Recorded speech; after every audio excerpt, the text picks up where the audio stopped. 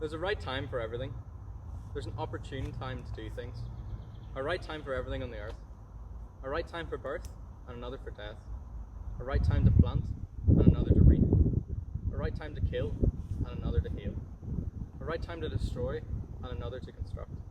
A right time to cry and another to laugh. A right time to lament and another to cheer. A right time to make love and another to abstain. A right time to embrace and another to part. A right time to search and another to count your losses. A right time to hold on and another to let go. A right time to rip out and another to mend. A right time to shut up and another to speak up. A right time to love and another to hate. A right time to wage war and another to make peace. But in the end, does it really make a difference what anyone does? I've had a good look at what God has given us to do. Busy work, mostly. True. God made everything beautiful in itself and in its time. Guys, seriously, what's the crack with Paddy? Has anyone seen him? I honestly could tell you. No idea. Good morning. Welcome to Assembly on the 24th of June. We're standing just on the edge of Longfield.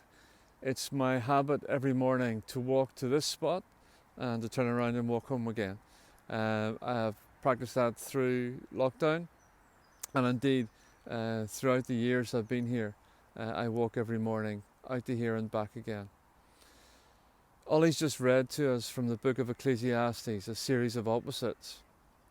And just as I begin Assembly, I want to say thank you to those senior boys for their contribution to us in the last few weeks, for their commitment and their fun and their just enjoyment of school that you could see so evidently.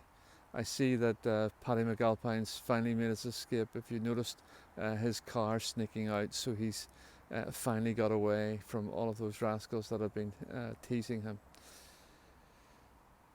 We listened to the parallels and opposites in the reading from the Book of Wisdom from Ollie, and I want to think a little bit about that.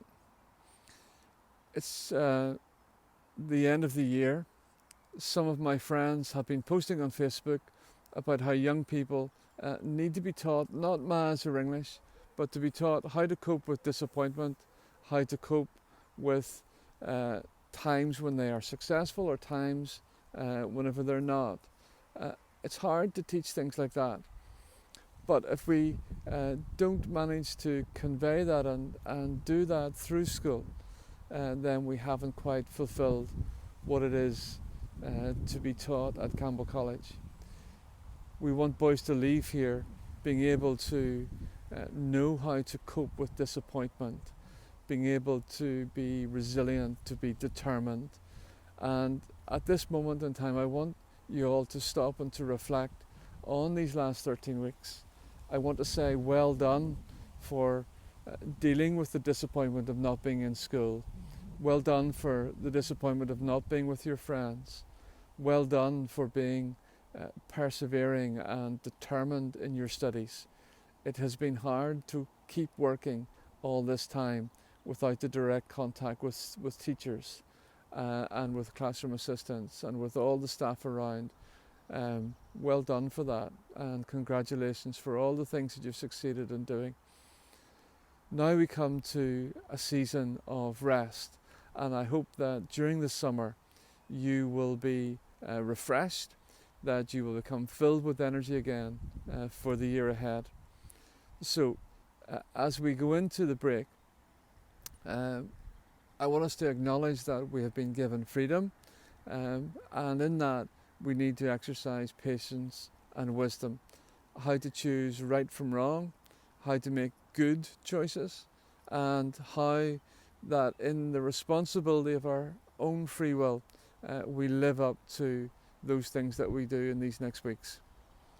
May we have grace for the right time and understanding of when we should act. Let's bow our heads and pray for a second. God our Father, make us instruments of your love. Help us to see in each circumstance opportunities to grow in your love and to take that to other people. When we are tempted to become impatient, help us to be patient. When we're tempted to become unkind, help us to be kind. When we're tempted to be rude, help us to be tolerant. When we're tempted to become selfish, may we be gentle. And when we're tempted to take offense, help us just to let go.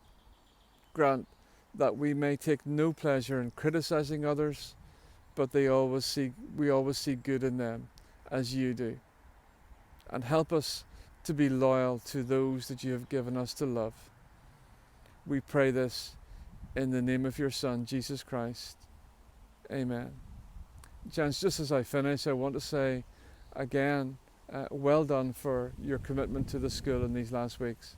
Have a good summer. Look after one another. Look after your families.